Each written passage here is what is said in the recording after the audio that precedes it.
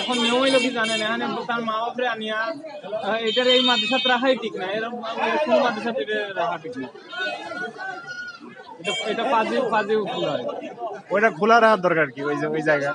এই জায়গায় সাইনবোর্ড এটা আগে উপরে আছিল। না না, ওই যে ওই তো সাইনবোর্ড এটা উপরে আছিল, নতুন করে এই সপ্তাহ নামাইছে, এটা তো এসি দিব। বলাইতে লাগছিল।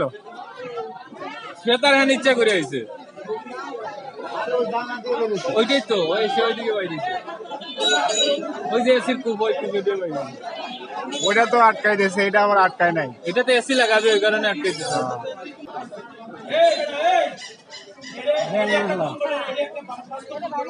বাইরে লাভ দিব